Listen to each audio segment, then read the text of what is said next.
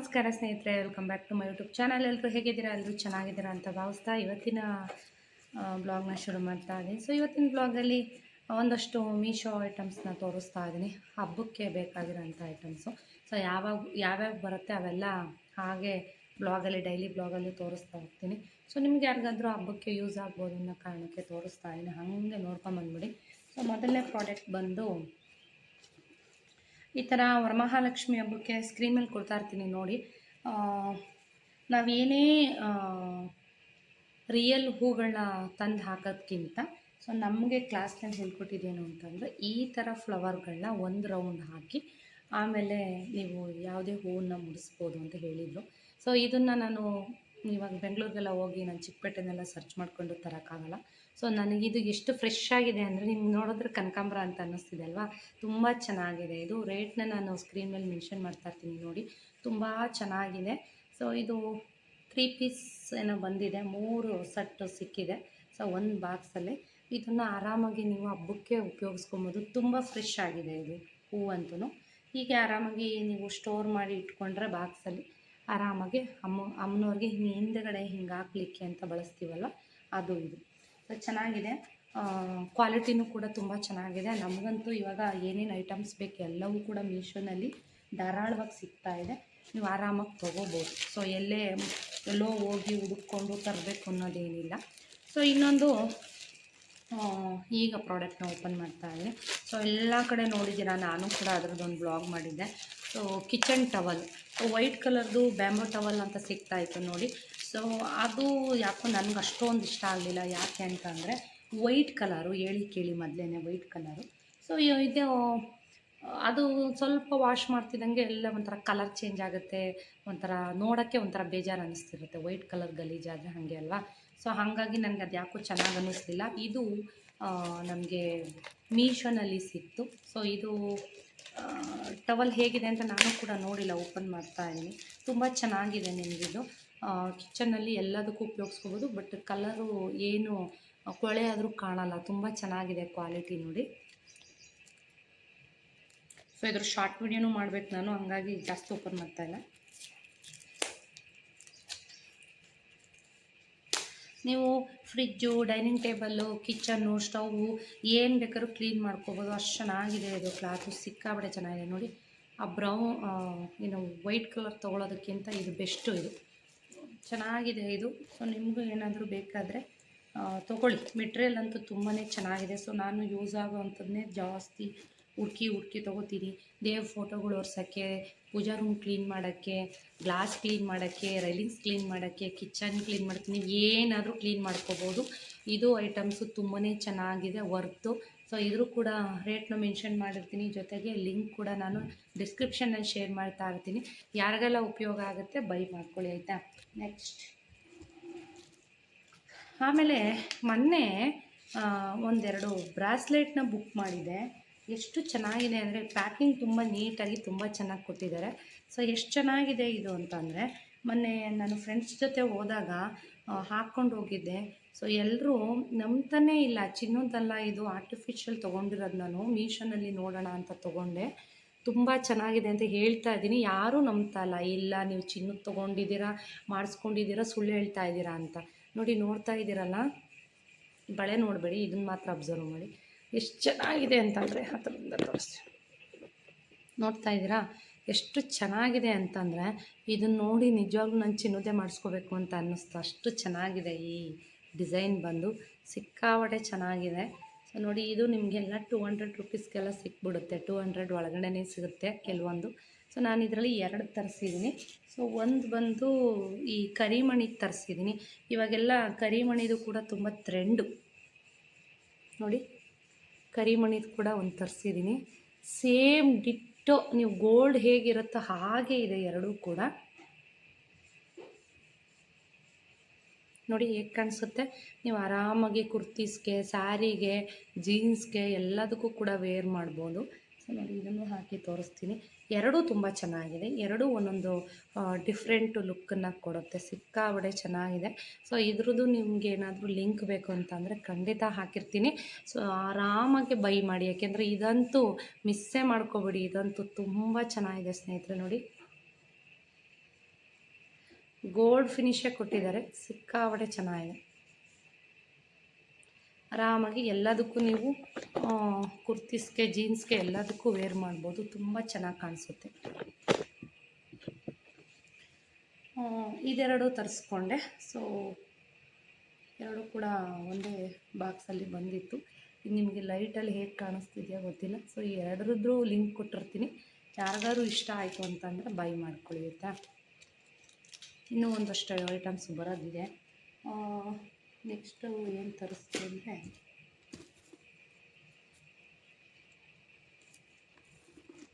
Next ಇದೊಂದು decorative items. So ಇದು ಕೂಡ ವರಮಹಾಲಕ್ಷ್ಮಿ ಹಬ್ಬಕ್ಕೆ ಅಂತ ನಾನು ತರಿಸಿರೋದು. ಸೊ ನೋಡೋಣ ಹೇಗೆ ಬಂದಿದೆ ಅಂತ, ನನಗೂ ಕ್ಯೂರಿಯಾಸಿಟಿ ಇದೆ ಇದು.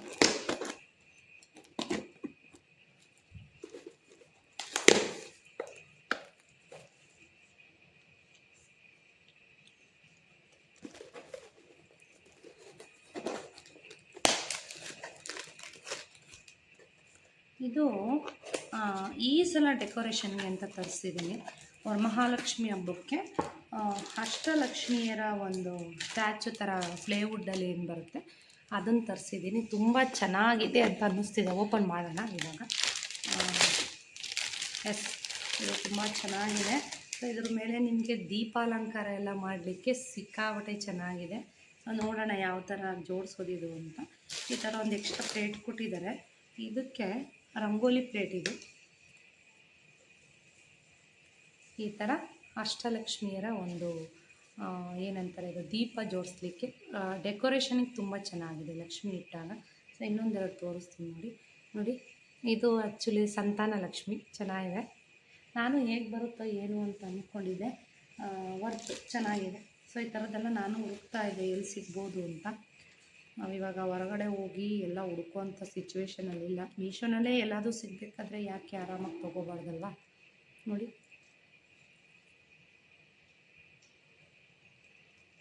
ಇದ್ರ ಮೇಲೆ ರಂಗೋಲಿನೂ ಕೊಟ್ಟಿದ್ದಾರೆ. ಸೊ ನೀವು ಆರಾಮಾಗಿ ಇದನ್ನ ಎಲ್ಲ ಅಷ್ಟಲಕ್ಷ್ಮಿಯರ ದೇವಿ ಮುಂದೆ ಜೋಡಿಸ್ಬಿಟ್ಟು ಎಲ್ಲಾದ್ರ ಮೇಲೂ ದೀಪ ಹಚ್ಕೋಬೋದು. ತುಂಬ ಚೆನ್ನಾಗಿದೆ. ಸೊ ಮಣ್ಣಿನ ದೀಪನ ಅಲಂಕಾರ ಮಾಡಿಬಿಟ್ಟು ಮಣ್ಣಿನ ದೀಪನ ಹಚ್ಕೋಬೋದು. ತುಂಬ ಇಷ್ಟ ಆಯಿತು ನನಗಂತೂ ಈ ಪ್ರಾಡಕ್ಟು.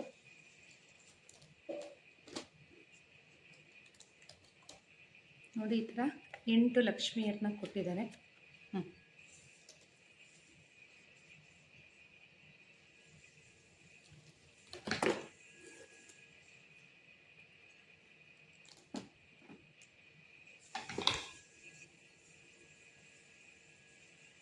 ಚೆನ್ನಾಗಿ ತೆಗೆದು ಅಲಂಕಾರ ಮಾಡೋಕ್ಕೆ.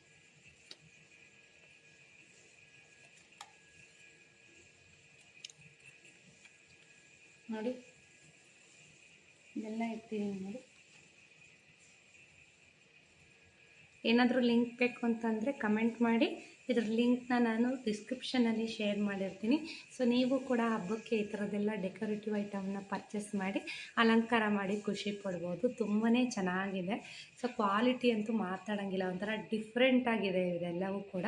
ಸೊ ನೀವು ಏನಾದರೂ ಡಿಫ್ರೆಂಟಾಗಿ ಏನಾದರೂ ಕ್ರಿಯೇಟಿವಿಟಿಯಾಗಿ ಏನಾದರೂ ಮಾಡಬೇಕು ಹಬ್ಬಕ್ಕೆ ಅಂತಂದರೆ ಇದೆಲ್ಲ ನಿಮಗೆ ಮೀಶೋನಲ್ಲಿ ಪರ್ಚೇಸ್ ಮಾಡಿ ಒಳ್ಳೆ ಬೆಸ್ಟ್ ರೇಟಲ್ಲಿ ಸಿಗ್ತಾಯಿದೆ. ಸೊ ಇಷ್ಟು ಬಂದಿದೆ. ಸೊ ಇನ್ನೂ ಬೇರೆ ಬೇರೆ ಐಟಮ್ಸ್ ಬರೋದಿದೆ.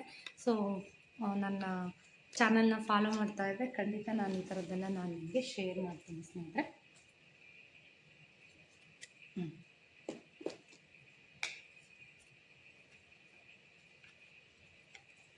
ಕೊಟ್ಕೊ ಸೌಂಡ್.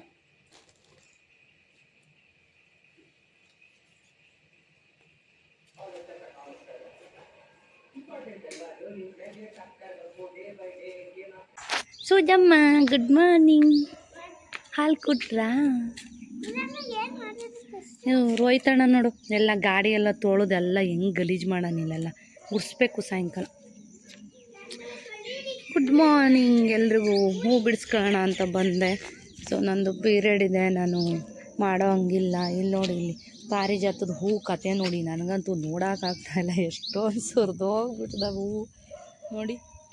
ನೋಡಿ ಎಷ್ಟು ಹೂ ಬಿಡುತ್ತಿದ್ರಲ್ಲಿ ಅಂದರೆ, ಬನ್ನಿ ಇಲ್ಲಿ ತೋರಿಸ್ತೀವಿ. ಅಲ್ಲಿ ನೋಡಿ, ಎಲ್ಲ ಒಟ್ಟಲ್ಲಿ ಒಳ್ಳೆ ಜಾಗದಲ್ಲಿ ಹೂ ಬೀಳ್ಬೇಕು, ಹಂಗೆ ಹಾಕ್ಬೇಕು ಈ ಗಿಡನ. ನೋಡಿ, ಬಗ್ಗಕ್ಕೆ ಆಗ್ತಾಯಿಲ್ಲ, ಬ್ಯಾಕ್ ಪೇನು. ಪೀರಿಯಡ್ ಇರೋದ್ರಿಂದ ನಾನು ವರ್ಕೌಟ್ ಮಾಡಲ್ಲ, ಸ್ಕಿಪ್ ಮಾಡ್ತೀನಿ. ಹೆಂಗಪ್ಪ ಆಯ್ಕೊಳ್ಳೋದಿವು. ಅಂದರೆ ನಾವೇನು ಇಲ್ಲಿ ತುಳಿದಾಡಲ್ಲ, ಸ್ವಲ್ಪ ಮಟ್ಟಿಗೆ ಆಯ್ಕೊತೀನಿ. ಯಾಕೆಂದರೆ ರೋಹಿತ್ ಸರಿಗೆ ಮುಡ್ಸಲ್ಲ, ಅವನದೇ ಪೂಜೆ ಇವತ್ತು. ಯಾಕಮ್ಮ ಯಾಕ ಬಾರಮ್ಮ ಅಂದರೆ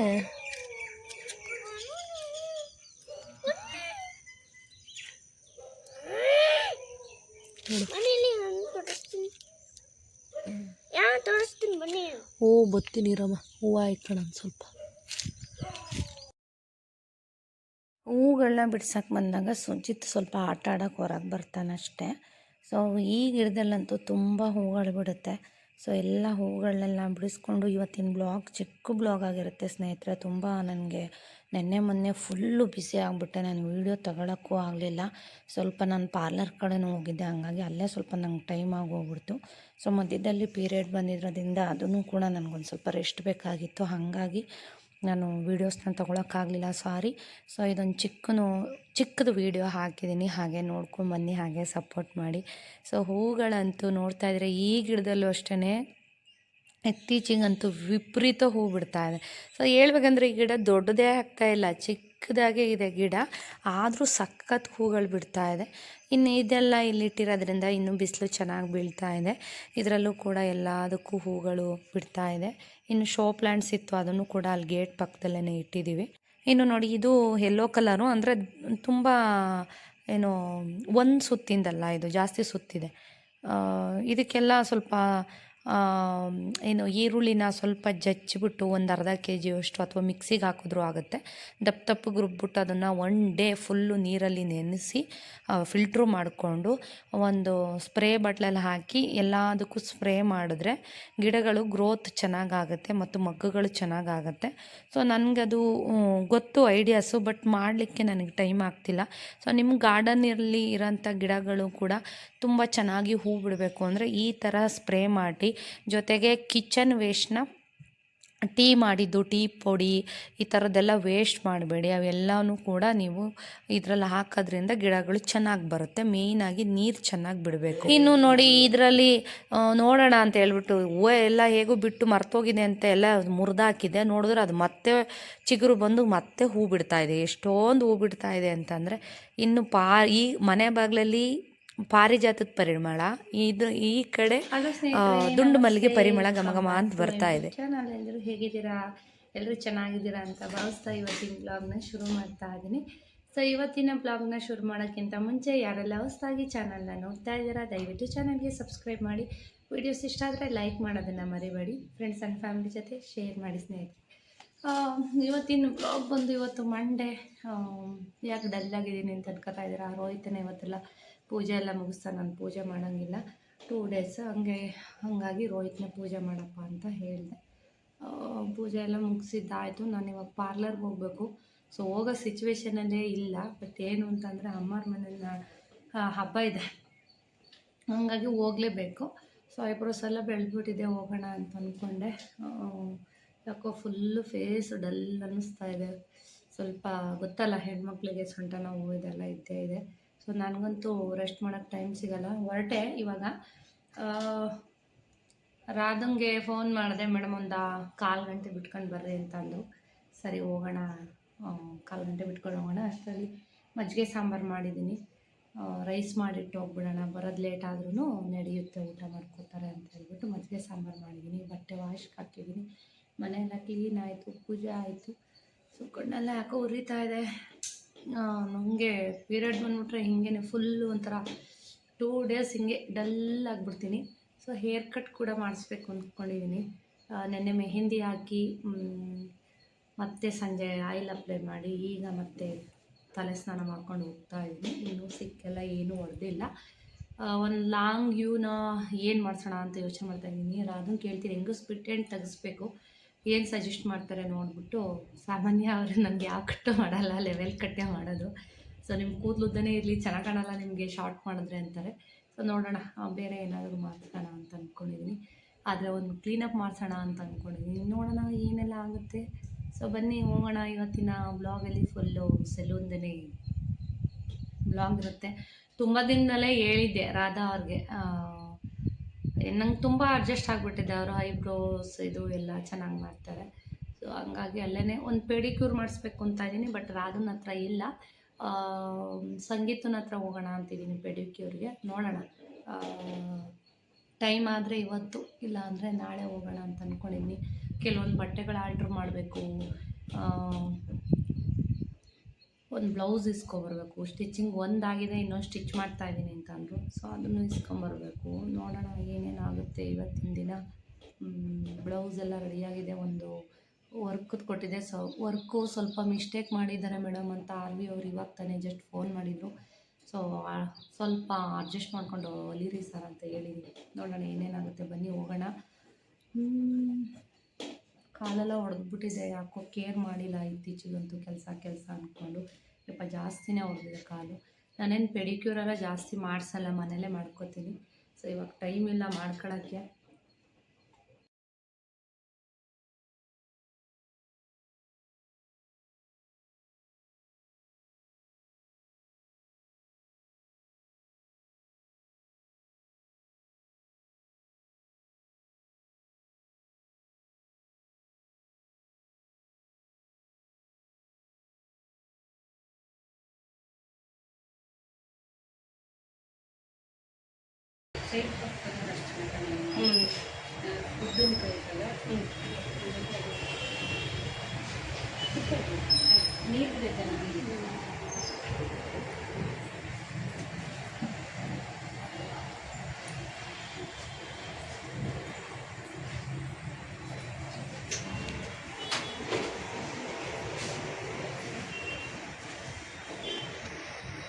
ರಾಂಧವ್ರೆ ನಮ್ಗೆ ಮಾಡಿದ್ದು ಫೇಶಿಯಲ್ ಯಾವ್ದು ಹೇಳಿ? ಚೆನ್ನಾಗಿದೆ.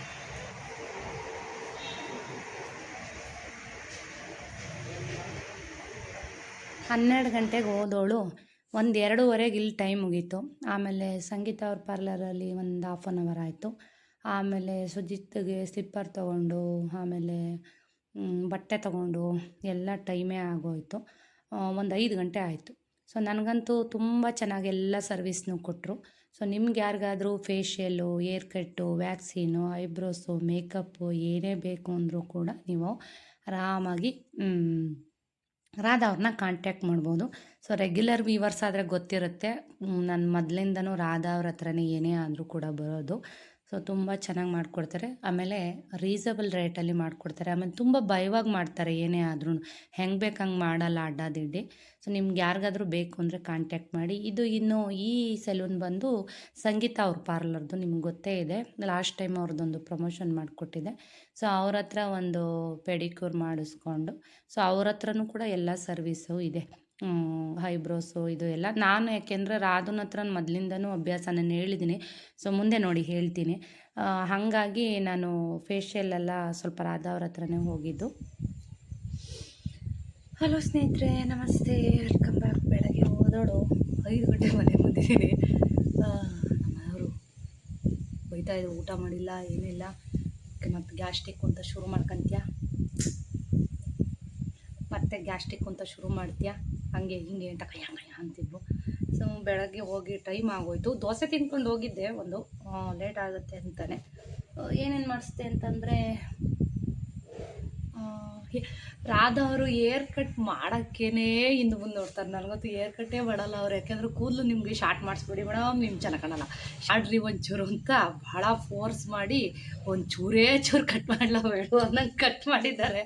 ಯಾಕೆಂದರೆ ಅವ್ರಿಗೆ ಕೂದಲು ಕಟ್ ಮಾಡೋದು ಅಷ್ಟು ಇಷ್ಟ ಆಗಲ್ಲಂತೆ. ಸೊ ಹಾಗಾಗಿ ಒಂದು ಸ್ವಲ್ಪನೇ ಮಾಡಿದ್ದವರು. ಇನ್ನು ಒಂದು ಫೇಶಿಯಲ್ ಮಾಡಿಸ್ದೆ, ಯಾವುದು. ಸೊ ಅಲ್ಲಿಂದ ಒಂಚೂರು ಪೆಡಿಕ್ಯೂರ್ ಮಾಡಿಸೋಣ ಅಂತ ಹೋದೆ. ಇಟ್ಸ್ ಓಕೆ ಪರವಾಗಿಲ್ಲ. ಯಾಕೆಂದರೆ ಪಾದಗಳು ಜಾಸ್ತಿ ಹಾಳು ಮಾಡ್ಕೊಂಡಿದ್ದೀರಾ ಅಂತ ಅಂದರು ಅವರು. ಹೌದು, ಇತ್ತೀಚೆಗೆ ನಾನೇನು ಕಾಲುಗಳು ಕೇರೇ ಮಾಡಿಲ್ಲ, ಹಂಗಾಗಿ ಹೋಗ್ಬಿಡ್ದವೆ. ಆಮೇಲೆ ಒಂಚೂರು ರಾಧಾ ಅವರು ಹೇರ್ ಕಟ್ ಮಾಡಿರಿ ನನಗೆ ಲಾಂಗ್ ಯೂ ಮಾಡಿಬಿಡು ರಾಧಾ ಅಂದರೆ, ಜಪ್ಪಯ್ಯ ಅಂದರೂ ಕೂದಲು ಕಟ್ ಮಾಡಲ್ಲ ಅವರು. ಇಲ್ಲ ಮೇಡಮ್ ನಾನು ಕಟ್ ಮಾಡಲ್ಲ, ನಿಮ್ಮ ಕೂದಲು ಉದ್ದಕ್ಕಿದ್ರೆ ನಿಮ್ಗೆ ಚೆನ್ನಾಗಿ ಕಾಣುತ್ತೆ, ಶಾರ್ಟ್ ಮಾಡಿಸ್ಬೇಡಿ ಅಂತ ನನ್ನ ಬಲವಂತಕ್ಕೆ ಚೂರು ಶೇಪ್ ತೆಗ್ದಿದ್ದಾರೆ ಅಷ್ಟೇ, ಕೂದಲು ಕಟ್ ಮಾಡೋದು ಬೇಡ ಅಂತ. ಸೊ ನಾನು ಮಾಡಿ ಪರವಾಗಿಲ್ಲ ಬೆಳೆಯುತ್ತೆ ನನಗೆ ಕೂದಲು ಅಂತ ಅಂದ್ರೂ ಅವ್ರು ಕೇಳಲಿಲ್ಲ. ಇಲ್ಲ ಸ್ಟೆಪ್ ಕಟ್ಟೆ ಮಾಡಿ ಏನಾದರೂ ಮಾಡಿ ಒಂದೇ ಥರ ನನಗೂ ವೀಡಿಯೋದಲ್ಲಿ ನೋಡ್ಕೊಂಡು ಬೇಜಾರಾಗ್ಬಿಟ್ಟಿದೆ ಅಂದರೂ ಕೇಳಲಿಲ್ಲ. ಒಂದು ಸ್ವಲ್ಪ ಮಾಡಿದ್ದಾರೆ, ನೆಕ್ಸ್ಟು ನೋಡೋಣ ಯಾವಾಗಾದರೂ ಶಾರ್ಟೇ ಮುಗಿಸೋಣ ಅಂತ ಅಂದ್ಕೊಂಡಿದ್ದೀನಿ. ಫೇಶಿಯಲ್ ಮಾಡಿದ್ರು, ಐಬ್ರೋ ಮಾಡಿದ್ರು, ವ್ಯಾಕ್ಸಿನ್ ಮಾಡಿದ್ರು, ಫುಲ್ ಪ್ಯಾಕೇಜ್ ಥರನೇ ತೊಗೊಂಡ್ಬಿಟ್ಟೆ ನಾನು. ಅಂದರೆ ಪ್ಯಾಕೇಜ್ ಇರಲ್ಲ, ಸೊ ನಾನೆಲ್ಲ ಟೋಟಲಾಗಿ ತೊಗೊಂಡೆ. ಯಾವುದೋ ಫೇಶಿಯಲು ನನಗೆ ಬರ್ತಾನೆ ಇಲ್ಲ, ಹೊಸ್ದಾಗಿ ಮಾಡಿರೋದು, ಚೆನ್ನಾಗಿ ಮಾಡಿದ್ರು. ಹೇರ್ ಕಟ್ ಮಾಡಿದ್ರು, ಇಷ್ಟೆಲ್ಲ ಮಾಡಿಸಿ ಒಳ್ಳೆ ರೀಸನಬಲ್ ರೇಟಲ್ಲಿ ಮಾಡಿದ್ರು ಮಾಡ್ತಾರೆ ಆದವರು. ಸೊ ನಿಮ್ಗೇನಾದ್ರು ಮದುವೆ ಫಂಕ್ಷನ್ನು ಏನಾದರೂ ಇತ್ತು ಅಂತ ಅಂದರೆ ಫೇಶಿಯಲ್ ಮಾಡಿಸಿ, ತುಂಬ ಚೆನ್ನಾಗಿ ಮಾಡ್ತಾರೆ. ನನಗೆ ಈ ಫೇಶಿಯಲ್ ಎಲ್ಲ ಹೊಸ್ದಾಗಿ ಯಾರಾದರೂ ಮಾಡಿದ್ರೆ ನಾನು ಮಾಡಿಸಲ್ಲ. ಯಾಕೆ ಅಂತಂದರೆ ಮೊದಲೇ ನನ್ನ ಸ್ಕಿನ್ನು ಸೆನ್ಸಿಟಿವ್ ಆಯಿತಾ. ಆಮೇಲೆ ಬೇರೆ ಏನಾರು ಆಗ್ಬಿಟ್ಟತ್ತು ಅಂತಂದ್ರೆ ಭಯ ನನಗೆ. ರಾಧನ ಹತ್ರ ಅಂದರೆ ನಾನು ಮೊದಲಿಂದ ಮಾಡಿಸಿದ್ದೀನಿ. ಅದು ಬಿಟ್ಟರೆ ಸುಧಾ ಅವ್ರ ಹತ್ರನೂ ನಾನು ಮಾಡಿಸಿದ್ದೀನಿ, ನನ್ನ ಫ್ರೆಂಡ್ ಸುಧಾ ಅವ್ರ ಹತ್ರ ಫೇಶಿಯಲ್ಗಳು. ಸೊ ಅವ್ರ ಕೈಯಲ್ಲೂ ಏನೂ ಆಗಿಲ್ಲ. ರಾಧನ ಹತ್ರ ನನಗೆ ಕ್ಲೀನಪ್ ಮಾಡಿಸಿದ್ರು ಸಾಕು, ಒಂದು 350 ಏನೋ ತೊಗೋತಾರೆ ಕ್ಲೀನಪ್ಗೆ. ತುಂಬ ಚೆನ್ನಾಗಿ ಮಾಡಿಕೊಡ್ತಾರೆ. ಲಾಸ್ಟ್ ಟೈಮ್ ಮಾಡಿಸಿದ್ದೀನಿ ನೋಡಿ, ಅಮ್ಮವ್ರ ಮನೇಲಿ ಹಬ್ಬ, ಆಮೇಲೆ ಜೊತೆಗೆ ನಮ್ಮ ಫ್ರೆಂಡ್ ಮನೇಲಿ ಫಂಕ್ಷನ್ನು ಎಲ್ಲ ಇದೆ. ಸೊ ಎಲ್ಲದಕ್ಕೂ ಆಗುತ್ತೆ ಅಂತ ಮಾಡ್ಕೊಂಡು ಬಂದೆ. ಇನ್ನೂ ನಾಳೆ ಎಷ್ಟೊತ್ತವರೆಗೂ ಸೋಪು ಅದು ಇದು ಏನೂ ಹಾಕೋಂಗಿಲ್ಲ, ಚೆನ್ನಾಗಿ ಮಾಡಿಕೊಟ್ರು. ವ್ಯಾಕ್ಸಿನು ಕೂಡ ಅಷ್ಟೇ, ತುಂಬ ದಿನ ಆಗಿತ್ತು ವ್ಯಾಕ್ಸಿನ್ ಮಾಡಿಸಿ. ಸೊ ನಾನೇ ಮನೇಲಿ ಮಾಡ್ಕೊಳ್ಳೋಣ ಅಂದರೆ ಆಗಲ್ಲ. ಅದು ಆಯಿತು. ಈಗ ಸೀದಾ ಮನೆಗೆ ಬಂದು ಊಟ ಮಾಡಿ ಸುಜಿತ್ ಅಷ್ಟರಲ್ಲಿ ಬಂದುಬಿಟ್ಟಿದ್ದ. ನಮ್ಮ ಅಮ್ಮನೂ ನಮ್ಮ ಅಪ್ಪನೂ ಸಂತೆಲಿ ಸಿಕ್ಕಿದ್ರು. ಸುಜಿತಿಗೆ ಸ್ಲಿಪ್ಪರ್ ತಗೊಂಡು, ಜೊತೆಗೆ ಸ್ಲಿಪ್ಪರ್ ತಗೊಂಡು, ಆಮೇಲೆ ನಮ್ಮ ಅಣ್ಣನ ಪಾಪಂಗೆ ಒಂದು ಜೊತೆ ಬಟ್ಟೆ ತೊಗೊಂಬರೋಣ ಅಂತ ಮೊನ್ನೆ ನಾಳೆ ಹಬ್ಬ ಅಲ್ವಾ, ಬರ್ತಾರೆ ನಾಡ್ದು. ಹಂಗಾಗಿ ಅಣ್ಣನ ಪಾಪಂಗೂ ಒಂದು ಜೊತೆ ಬಟ್ಟೆ ತೊಗೊಂಡು ಎಲ್ಲ ಮುಗಿಸ್ಕೊಂಬರೋ ಅಷ್ಟರಲ್ಲಿ ಇಷ್ಟೊತ್ತಾಗೋಯ್ತು. ಸೊ ದೋಸೆ ಏನಾದ್ರು ತಿನ್ಕೊಂಡು ಹೋಗಿರಲಿಲ್ಲ ಅಂದರೆ ತಲೆನೋವು ಬರ್ತಿತ್ತು ನನಗೆ. ಇನ್ನು ಆರ್ ವಿ ಫ್ಯಾಷನ್ಗೆ ಹೋಗಿ ಬ್ಲೌಸ್ ಇಸ್ಕೊಂಡು, ಇನ್ನೂ ಒಂದು ಬ್ಲೌಸ್ ರೆಡಿ ಮಾಡಬೇಕು, ಅವರು ರೆಡಿ ಮಾಡ್ತಾಯಿದ್ರು, ಅದನ್ನು ಇಸ್ಕೊಂಡು ಬಂದೆ.